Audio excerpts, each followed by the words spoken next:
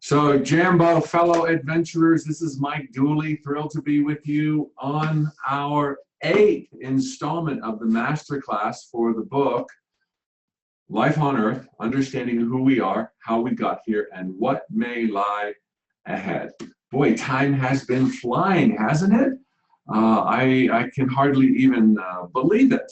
I've got this little office in Santa Fe, and I rush to it every single afternoon, and it's really been fun. I hope you've been enjoying it as much as I have. Today's chapter, of course, is chapter 8, naturally, from the book, What You Really Want. And as much as we are all so different, we are all so the same. And when it comes to what we all want, it's the same. It's happiness, the very reason for our choice to live in these hallowed jungles of time and space, as was laid out in the earlier chapters of this master class. We have that in common, and anyone who thinks that that is not really what they want, they would rather have X, Y, or Z, or that they would rather their beloved child be happy than themselves, is not being serious, is not being honest with themselves. Happiness is what we all really want. It is the ultimate end result, and it is why we want all other things, including anybody who says, I don't even want to be happy. That's their choice to be happy. It is everything. And the book immediately questions, I questioned my higher self. It's like, wait a minute, I thought this was about adventure. And the point was made, and it's not too deep, that the reason we want adventure, the lions and tigers and bears and drama, is ultimately for our own joy. And it doesn't have to be a joy we put off until the beasts are slayed. It can be a joy we feel as we move towards triumph. So even though triumph is not at hand, we know of our own inevitability of getting there. And so with that insight, we can be happy. The book lays out, as I have in my other work, some rather obvious points. The person who wants to finally be healthy, the person who wants to find a travel partner, a love interest, the person who wants to find rocking creative work, the person who wants their kids to be happy, the person who would like financial abundance. All of these are in order to be happy. Yet we lose sight of what is so glaringly obvious to the degree that we become unhappy as we strive for these things that are supposed to make us happy. I just remembered I need to turn on my backup camera. So another twist to this plot. Not only do we get distracted from what we're really after as we pursue what we're really after, to the point we forget what we're really after, but all goals, dreams, aka end results, all desires other than happiness are actually cursed hows to get to happiness. Now, fortunately, happiness is really big picture, and there's an infinite number of ways to get to happiness. So long as we are not overly micromanaging our path to happiness, that leaves breathing room, wiggle room for divine intelligence to reach us, and so it shall be done. But I think it's kind of curious, and I'll talk about my playing the Matrix and its key concept a little bit later in this chapter, that everything, health, seeing your family happy, all other desires besides your own happiness are cursed hows towards your own happiness. Now remember what I said about cursed hows. Cursed hows are not what you, not cursed hows by virtue of what you do, but how you view why you did it. So it depends on how you view why you're pursuing financial abundance, improved health, travel partners, that would dictate whether or not it is a cursed how. If you're thinking financial abundance and a travel partner might be the way, then you're not saddling them with the only way. But if you're saying this book getting published, that corner office, this contract, now you're embroiled in the cursed house. And the easiest workaround is to let your end results mindfully be your joy and your happiness, which will naturally include the joy and happiness of those you love and care for. This is, again, old soul selfishness, because an old soul knows that they're not going to truly be happy if they deny or snub or disregard those people they care about. So one's own selfish pursuit of happiness would automatically spill over into the lives of those we care about, those we are responsible for, etc. Well, I want to talk about happiness significantly in two lights. One, the fact that it's why we're here and that it is a choice. And then I'm going to talk about happiness as the ultimate change agent in these hallowed jungles of time and space, which really applies significantly to what may lie ahead. The happier we can be now in our adventures, the quicker the gears will turn beyond the curtains of time and space. Abraham Lincoln said, as you have heard 100 times, I reckon most people are about as happy as they make up their minds to be. And never were truer words stated. We too often make our happiness contingent on innumerable things broken down into three major categories in the book itself. Happiness contingent on us hitting the home run. I got the $1 million. I found my dream partner. I'm living pain-free. Now I have permission to be happiness. Or the contingency of feeling complete, as I have talked about at several master classes in this program, that divine sense of incompletion that never goes away. Yet if we've not acknowledged that, if we don't understand that, should we wake up one day feeling incomplete, which is how we should always feel to some minor degree, then we will feel that we have to put off our happiness until we become even more amazing, and that day never arrives. Or the contingency of feeling worthy. And this is a sad one, because while I certainly get, the condition, and perhaps because I've been afflicted with it innumerable times in my life, the fact that we are now alive in these hallowed jungles of time and space means we've already passed all of the tests that enabled us to come here into the winner's circle of enlightenment. This is where we now are. We did who knows what in other realms and other experiences and in other dimensions to be among the brazen, bold few who would dare to dip their toes and immerse their entire body into a fleeting experience where you believe in lies everywhere, have and have not, here versus there, now versus then. This is monumental. And as Khalil Gibran said in his famous book, The Prophet, please read that incredibly cool book, The Prophet by Khalil Gibran. Even the apple the apple tree in the orchard asks not whether you picking its fruit is worthy. All are worthy. You were born worthy, not only of the apple, but of your greatest heart's desires. You do not have dreams to taunt you, to tease you, to beat you down into the ground. Every dream, as I stated in Infinite Possibilities, is a gift from your higher self, channeled down, a peek at future possibilities. That's why you have them. If you have a dream, it can come true. If you have a dream, you are worthy of it.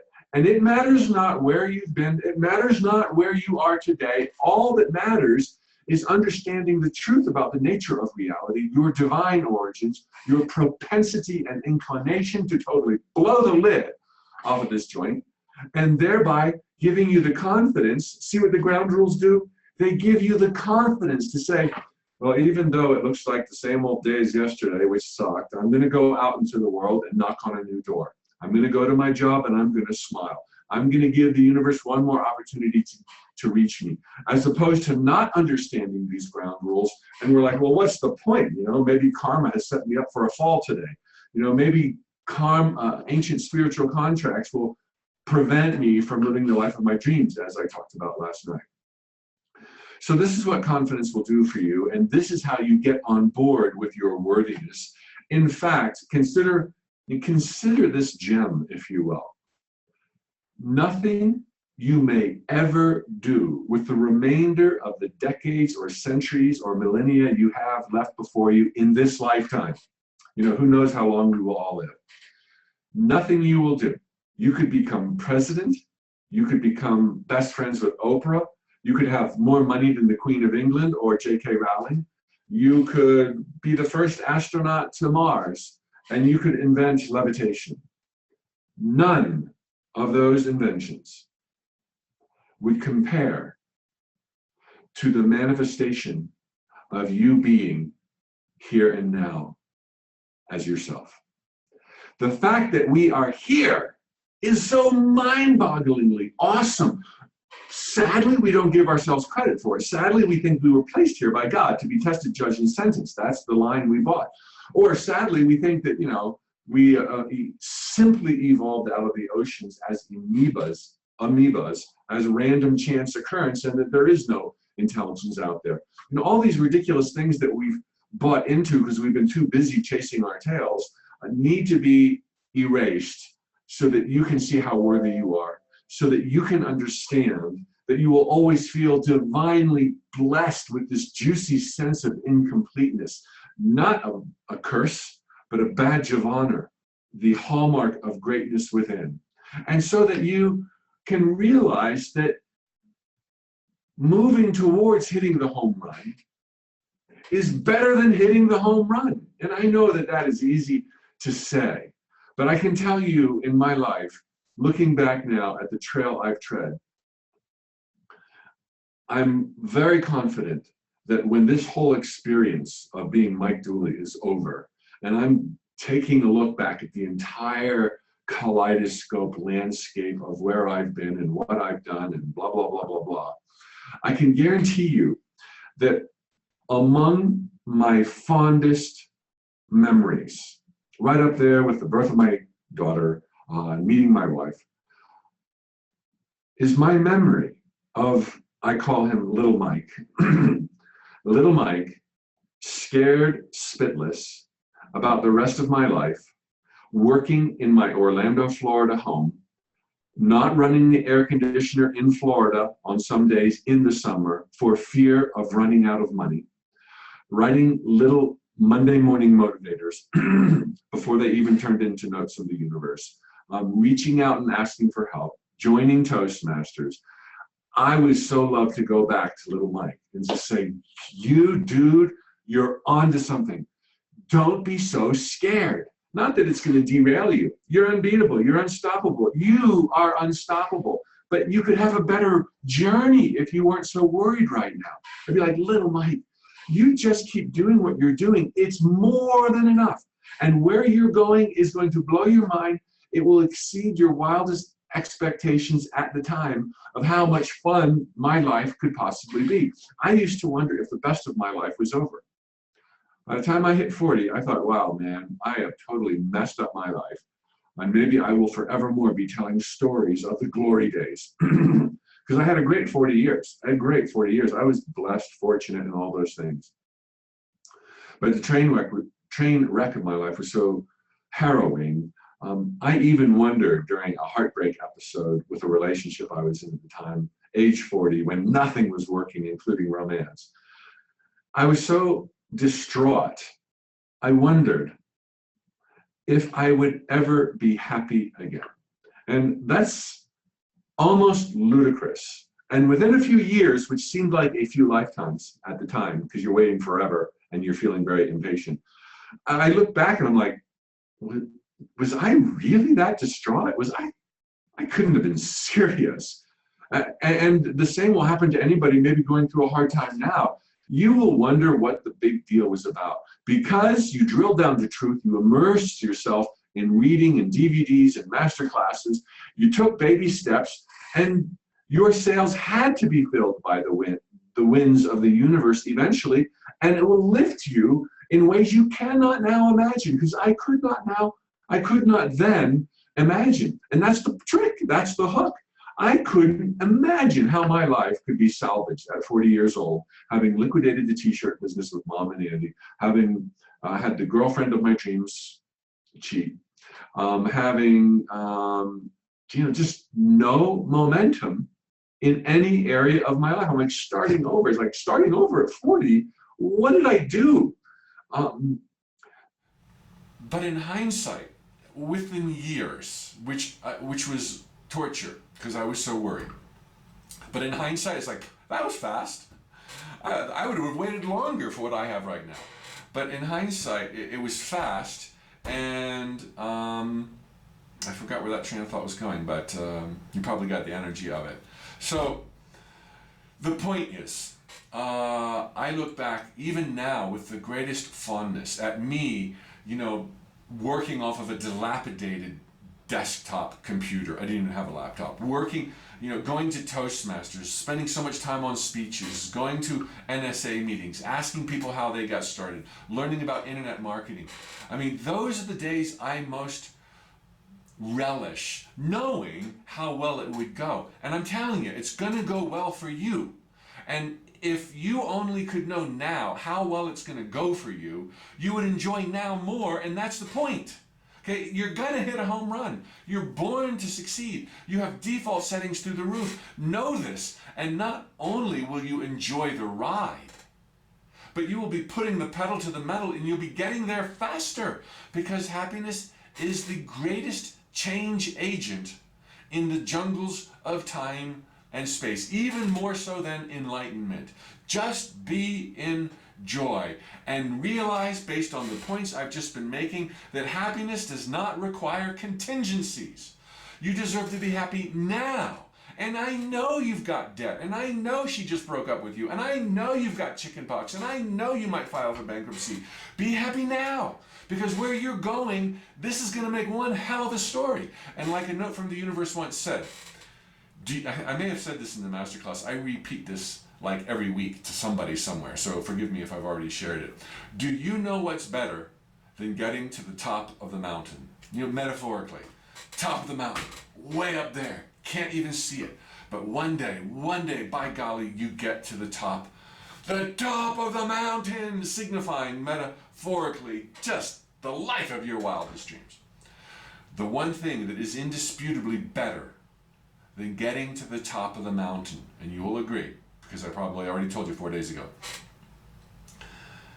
is getting there after having been lost first, and wondering if it was ever even remotely possible. You need not put off your happiness to contingencies. That you're here is more than enough. Oh, and the entire 90 minutes that you probably missed was me retelling the little note from the universe that I very likely told you before, and that is, do you know it's better than getting to the top of the mountain? Indisputably. Yeah, you probably do know because I already told you. Getting there after having first been lost. Wondering if it was even attainable anymore. And yet from the low that would bring to you morally, to all of a sudden, nevertheless, through your humble, seemingly insignificant baby steps, getting to the top of the mountain. If you were wondering what I was doing earlier when the voice was out, I was like, you getting to the top of your mountain is metaphoric for living the life of your absolute wildest, greatest, most loving dreams. The thing that's better than that is having been lost first. And drum roll, this is exactly why we've chosen to be in the hallowed jungles of time and space. This is that great leap into lies of have versus have not, here versus there, now versus then. completely stripping yourself of any knowledge of the inevitability you always possess to totally rock your life. You know, you already knew it. You were already rocking it. You've already been born with a silver spoon in your mouth in every dimension reality for eons and eons. What if you could hide all of that inevitability from yourself? What if it could look like you're vulnerable, that you might not make it, that maybe you're not worthy, that maybe you have to hit a home run before anybody will love you, that maybe you're not going to catch anyone's attention until you have become the most complete package you could possibly become. All things that are either done by you automatically, innately for your presence here, or in the case of divine incompletion, can never come to pass. So don't make happiness contingent. See what Abraham Lincoln was saying. It has always been, and it will always be, a choice. And here's the kicker to see if you get that. You can choose it now. Yeah, and I know you got lions and tigers and bears going on in your life. I think that's what I also said during the silence. I know. That's no cause for not being happy now. Can you choose it now? When you're stressed out tomorrow, can you rewire your focus to see all the blessings, all the things you have to be grateful for, to find happiness in that moment, in spite of the fact that someone's yelling or someone's beeping their car horn, or your child hasn't made their bed, or they threw up on themselves, or, you know, I know what these things are like right now. Happiness is a choice that we can make 24/7. And here's another hook to let me see if you really got this concept on happiness. I think it's not too much to want people to get that they are responsible for their own happiness. And I bet you're on board right now. You were probably on board way before me talking about this stuff. But here's the trick. It's funny, even while people get the responsibility they have for their happiness, they don't take responsibility for their unhappiness.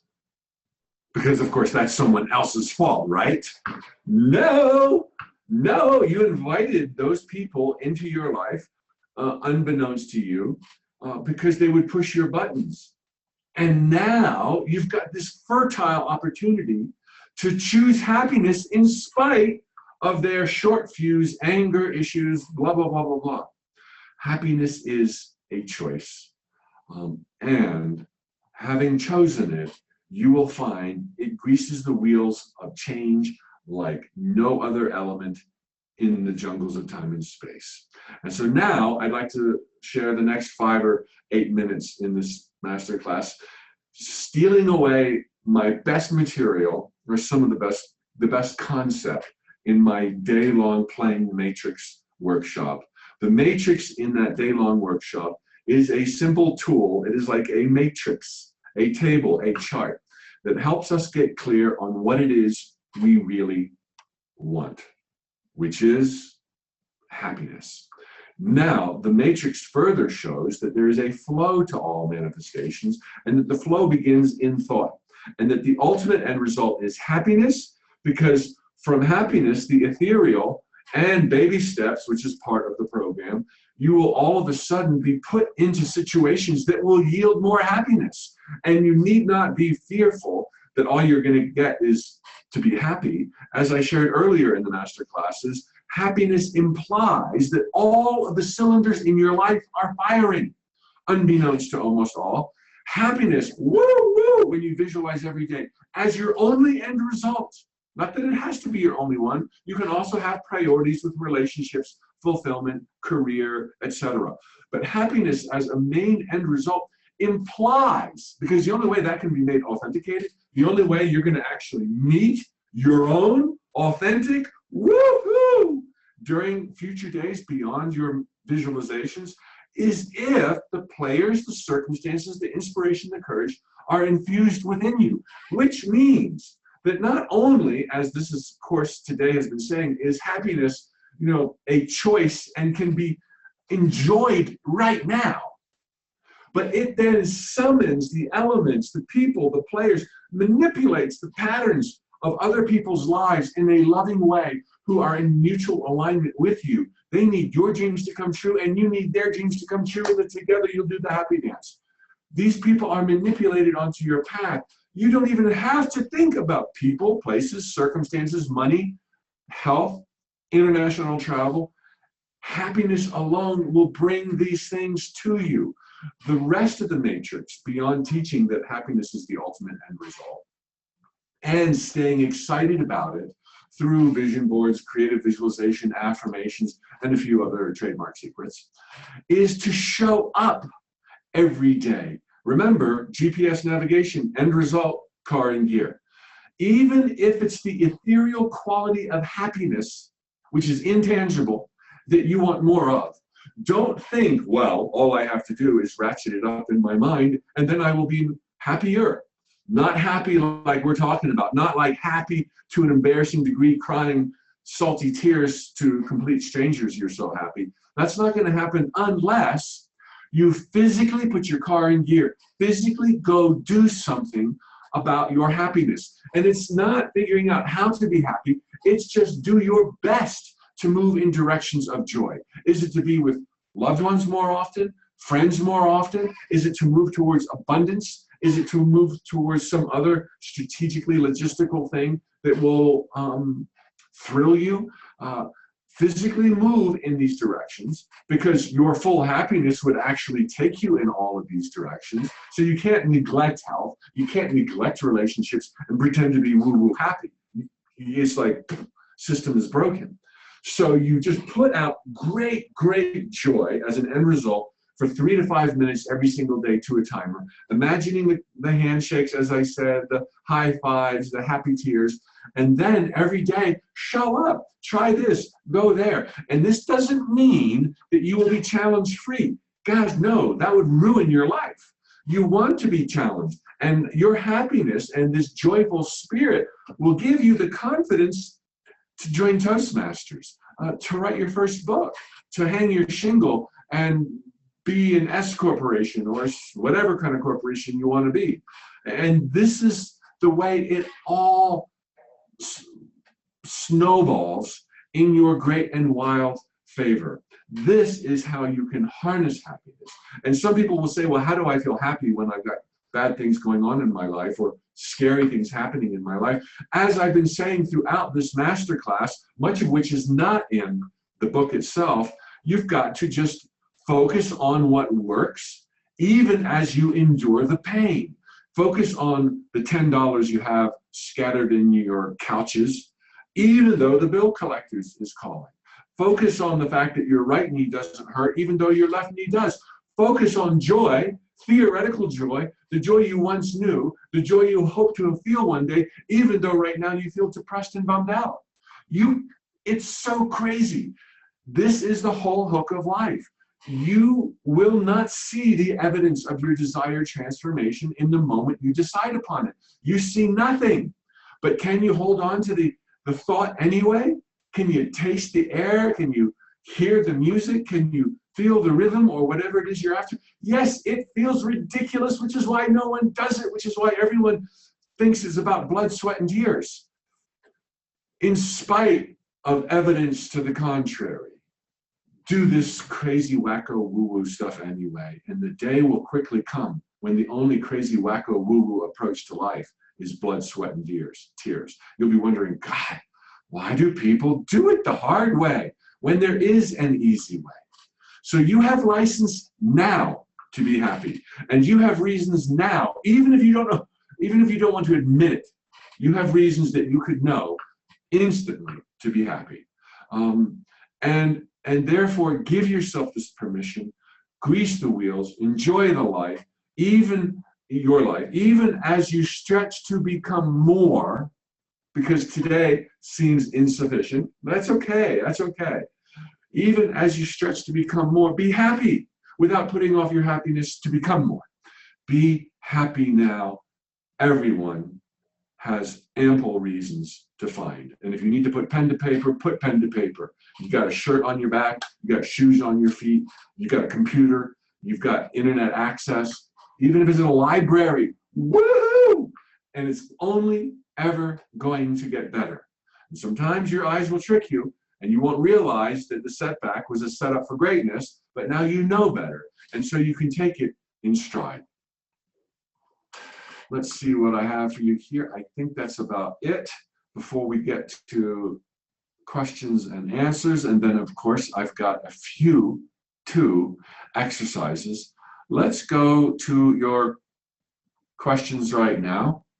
I'm kind of curious how much was missed, if there was like a thread of my audio that worked and then it dropped out and you were wondering what the punchline was. Perhaps Ivy, you can tell me in a Q&A or a chat right now. So I appreciate your patience through that minute or two of no audio. But questions. Lynn, hi Mike, what do I do if I appreciate every aspect of my job except the pay rate? It's a great job, but the income is insufficient and there's no obvious way for it to increase in this position. I do want to manifest more wealth. How do I go about manifesting that while retaining the great qualities of my current position? Oh, cool job. Cool question. What I would suggest, Lynn, is knocking on a number of doors while continuing to blossom in your current occupation. And even though it seems like there's no room for growth, I would, if it was me, and I can't know what it is for you, nor who you work for, nor what the work environment is, nor what their finances are, but I would ask. I would say, look, I love it here. I appreciate this. I share your values. Maybe wait for your review or something like that.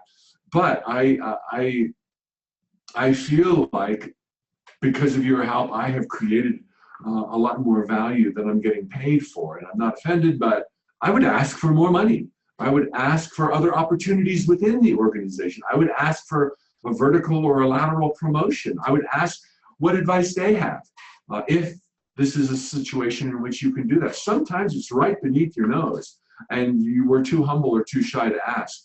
But simultaneously, I would have a vision of you doing exactly what you do, not with who you do it, but doing that exact stuff, just loving it even more, getting paid double, triple, quadruple, maybe in a consulting capacity, maybe helping other people do what this company did or what you now do for this company.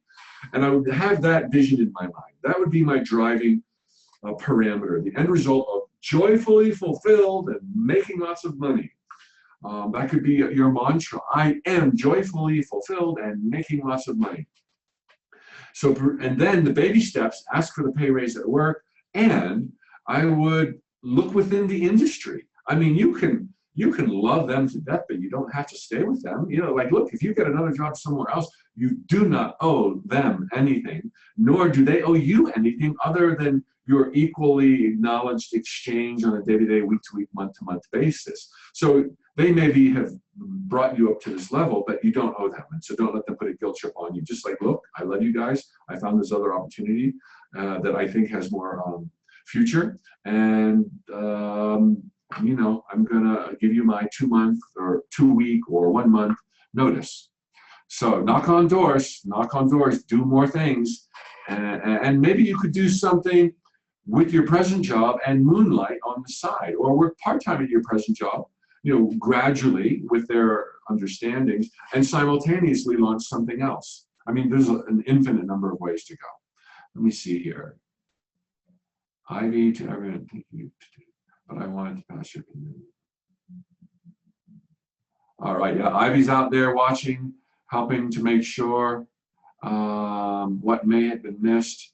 If there was enough missed, I will work on the backup recording, which chopped off the front of the recording. So maybe we'll do a double publication tomorrow, and I'll enumerate what was missed. Okay, let's see. Oh, everybody's saying they can't hear me. All right, Wayne, 32 years ago at age 27, I got on the spiritual path. I attended Unity Church, visited Ken Keys College, studied A Course in Miracles for 6 years, read all the Seth books, attended Lazarus workshops, attended Abraham Hicks, ramped the material, nothing worked. I ended up in a mental institution 13 times, committed against my will. Today I'm 59. And for the past 30 years, my life is a story of self-hatred, resentment, and hatred of others. No partner for 30 years, addiction to porn, and total poverty. And all these years, I could not turn loose of resentment or find love. When I see how well you have done and others like you, and how metaphysics worked for you. I just want to die. I hate myself and others because my dream was a partner, meaning a woman. Wayne, man, sorry about that. I can't imagine what you've been through.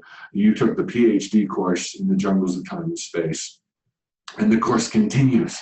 Wayne, however impossible it may seem to imagine yourself on a better orbit, happier or happy, if that's not what you're feeling right now, it's there. I guarantee you it's there. And given the trail you've tread, perhaps one of the first places I might look, which may not be where you're at, or maybe you've already tried it, is I'd want to reach out and be of assistance and service to others now going through what you went through. Maybe they're just been committed somewhere. Maybe they've just had their first fall, so to speak, metaphorically in life, and to help them avoid a downward spiral, you can show them that there is truth out there, that there is a way out there. And I would not look for overnight, certainly not that you're implying this, but I would not look for overnight euphoria, transformation. In my own life, I don't look for that. And maybe I'm settling for less than I should. But just incrementally, just what one more thing might you enjoy today than you did yesterday? You know, it might be a walk in the park. You know, it might be smiling to someone. It might be getting up a little early, or staying up a little later, or going to bed a little early, or, you know, mix up your routines, break some patterns here, do some stuff different, and reach out to any organization you've ever known of or been affiliated with that could possibly use your depth of experience. And I might also suggest that you start blogging or writing as one form of making your insights available to other people. Although I would strongly suggest that writing, which is very, very solitary, not be the only thing you do. I would just say be out there in the world, continue to dream. You still have years, decades, scores before you, Wayne. The band is still playing and the music is on. And I would love to know that you found your stride, because I do know it's there. And I don't know what I would do if I was in your situation other than what I've just shared. Just incrementally. And don't think, how many people with relationships who have found their partner are unhappy mostly because they're in a relationship. So we can look at what we don't have, and there will always be so much stuff, and find cause to be unhappy in that. But instead, if we look at what we do have, I mean, you're extremely literate, you're extremely well-read, you have a very storied life experience. You have things that other people will never have. And if they focused on that, they'd be unhappy. But instead, most people have some inclination to focus on what they have. And that's enough, Wayne.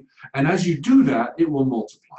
So thanks for bearing your soul. I love you, man. And I know everybody that just experienced this Q&A session that you offered loves you too. Mike, it was just a few moments missing. Woo, that's good.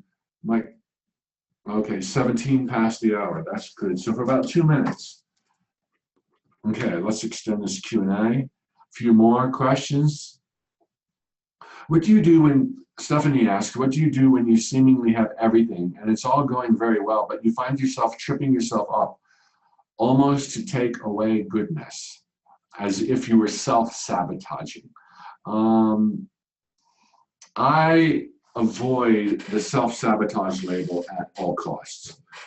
Just like I don't look for my invisible limiting beliefs, I just name my empowering beliefs. And so it sounds like, Stephanie, you've got a lot going for you in your life, but there are these hiccups here, there, and everywhere. What I might suggest is testing yourself and pushing yourself a little bit more. I don't know anything about you other than this one sentence question, so maybe this is all wrong. But if anyone finds themselves in a place where everything is just kind of easy and I'm just kind of enjoying it, well, you most certainly do enjoy that. But I think we all have an inner explorer, if you will, that does get frustrated and bored if we don't push or stretch ourselves, extend our comfort zone. And and I don't want anybody to feel like they have to push themselves into being uncomfortable to be happy. That's not the case. But the opposite end of the spectrum might be not pushing oneself enough. And that doesn't mean go make more money. That doesn't mean, how else could you use what we've talked about in this masterclass, to be an agent of change for others, volunteer, get over the fear of speaking in public, maybe, go get a job even if you don't need a job, but just for an outlet, for the free pens and the office parties. I would say maybe push yourself, because my brother Andy was at one point a big Tony Robbins fan. And he still, as I do, immensely respects Tony Robbins. And I remember Andy once said that Tony Robbins once said that if you don't test yourself or push yourself, then the universe starts pushing you. And it's always better when you push yourself than when the universe pushes you. And I think that kind of sums up what maybe, Stephanie, you might be experiencing. Tina, I have practiced happy for no reason but to be happy. How do I shift the lack of trust in being able to move beyond my current circumstances into a freer, more financially abundant life? Is financial wealth directly correlated with self-worth? Let me answer the second question first. Is financial wealth directly correlated with self-worth? That sounds like a good line. And I'm sure there's great elements of truth. But that also sounds like we're trying too hard to figure this one out. How come it hasn't shown up yet? Or maybe I don't believe I'm worthy. And it's because my mom said this when I was, and then it says, and then you've got this baggage that it might not have even been the reason to begin with. So I think there's probably a correlation. But if we can up your finances first, I bet you that'll up your self-worth second. So don't think, oh gosh, maybe it's self-worth, and until I levitate that, I can't levitate finances. We live in a world of simultaneity, and we can back into new empowering beliefs through end results, baby steps, and immersion in truth, which is what this masterclass has been significantly, entirely all about. So, Tina, you're not vulnerable. I wouldn't worry about skeletons of sabotaging beliefs in your closet. I would say happy for no reason is the best happy. But as I spoke to a minute ago, I would still follow that up with action, which is like kind of not so logical. So I speak to it at length in Playing the Matrix. We think, well, if we want more happiness and happiness brings everything, well, I'll just be happier sitting here with my, my dog and my cat and a cup of tea all day long, staring out the window, and that'll bring, the parade to my door. It won't bring the parade to your door. Even more happiness, the ethereal quality, requires physical baby steps. And I would say if there's a priority for abundance, financial abundance, I would make sure that I would happily move my feet in the direction of more physical abundance. I would look for a new job. I would look for a raise in my present job. I would do a small business startup on the side. I would Google top 100 ways to make money. I would look at what my friends are doing. Look at what people I admire are doing. What resonates with you? What's in alignment with your strengths, your likes, your preferences? And you will be on your way, unstoppable, Tina. Mike, I really feel as if I could live a blissful, happy life if it were not for a few family members. For many years, I have given them so much of my help, financial, emotional, etc. I realize that they have chosen their own paths, but I cannot even think of them without feeling worry, fear, and dread of what's coming next. Advice. Wow, this is another great agenda, a probability you chose, realizing it might be like this, where you could be forced, if necessary, into a leadership position. And any great leader, compassionate visionary, lover of humanity and all things conscious and unconscious, animate and inanimate maybe is better, has to have the quality, drumroll, of detachment. Now, I talk about detachment in Playing the Matrix. Don't detach from your end result if it's happiness. But in this unique vein, you know, you can only love anybody so much. And if we have pathways in our life that bring us to people who are hurting themselves or hurting others, while we can and perhaps will choose to venture a helping hand, we cannot put our own entire life on hold, nor can we put our own happiness on hold. And perhaps nothing will help them more than us having a life and us finding our own happiness. Granted, all of this comes incrementally with baby steps, and I assume to a great degree you have already done this, and I would continue to focus on your life and your happiness, because you can't make someone else be happy, particularly the person who is happiest when they're unhappy. And if that's the case, I say, let them be happy, which is unhappy for them, just as you want them to let you be happy. And don't think that you need to make them happy or sober or walk a straight line. It's like, just love them and don't feel like you have to change them, because you never will. You can give them ideas that will help them change themselves. Whether or not they act on those ideas, you will have done your part. And while it may break your heart that they choose hurtful paths, let that hurt be fleeting, and remember, there is so much else in your life to celebrate, and more friends to comfort, and more paths to shine your light on. Easier said than done, I know. Oh, here's Tina again. Continuation. I do get happy, so easy for me. Still don't get if someone on some level I am really rejecting wealth.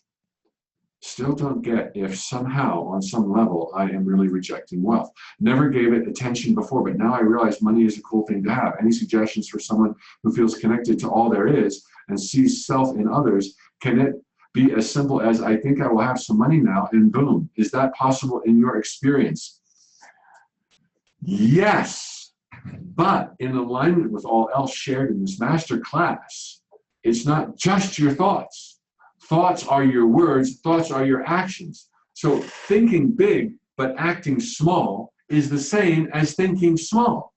So you must, Tina, physically move in your own feeble attempts, they will seem feeble very likely, towards creating avenues for abundance to reach you. How does abundance reach most people? You know, work, as we talked about yesterday, entrepreneurship, gifts, donations, inheritance, lottery. Knock on all those doors, and be a lightning rod, because every new thing you try, availing opportunity to reach you for abundance to follow, the universe will have an exponential number of increased opportunities of reaching you to blow your mind and mail you checks out of the blue.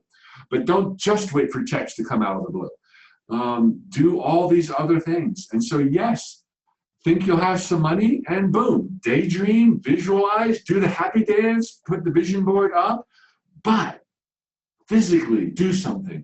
I'd say if it's a real priority, every day, do something every day. You do something every day if you have a job. You do something every day if you're an entrepreneur, if you're in sales. Do something every day, which is not that big a deal. I didn't say do it 12 hours a day. Just do it a little bit a day, what you can afford, and that will be enough, Tina.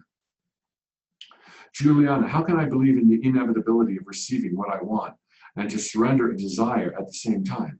Why am I so sure of achieving something, then not achieve it, and be genuinely shocked about not achieving it? What's up with that? You've drawn the conclusion that you're not achieving it when maybe the next day you were going to, but as soon as you say, I didn't get it, you throw a spanner in the machinery. So from this day forward, stake your claim, know what you want, don't micromanage, have big picture end results, and never stop until it shows up. Then failure becomes impossible because the game is still on. The game is not over until you arrive, and you will arrive. And yes, you will be taunted by other past experiences where I wanted, didn't get, I wanted, didn't get. That's before you knew these simple concepts and the truth that we've been sharing, I trust, in this master class. So now, with all that I've enumerated in the master class and there's so much more in the book that I didn't even talk about. I've added stuff that's not in the book so that it wouldn't be a complete mirror. So you've got additional insights in the book and in many other great books out there by me and many, many people, of course. And then I even name them in my website and in the appendix here, recommended reading below. Don't be dissuaded by earlier disappointments, okay? Look to your earlier successes. Look to the earlier turns in the path of your life where you suddenly had, a great new friend, a brand new idea. Everything changed. It came from nowhere. And that's going to happen again, and those pivots will be summoned by all we've been talking about, including taking action in this chapter. Okay, I've covered the 2 minutes plus, so it's been awesome. And tomorrow, my gosh, we are going to wind down this master class, and as I stated yesterday, I would like that class to be entirely dedicated to your questions and answers. And if you don't have enough questions and answers that you post live, I will read some of my favorite questions that you listed, some of my favorite answers in Life on Earth. So until then, sleep well, and every best wish to all of you. Thanks for making this masterclass possible.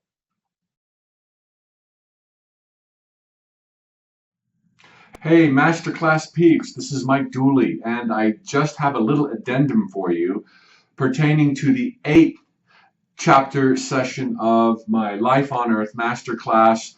I forgot to give you your exercises. There's 2 exercises. Number 1, very simple question. I want you to pause this recording as soon as I give it to you to see what you come up with.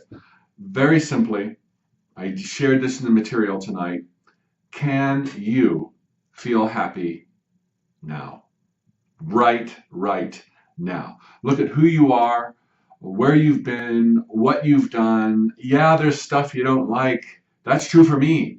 But the twist here is can you find anything that you appreciate? The way your mind works, how thoughtful you are, how philosophical you are, how you see things that nobody else sees. That alone is worthy of celebration. You see things that no one on earth has, does, or will ever see.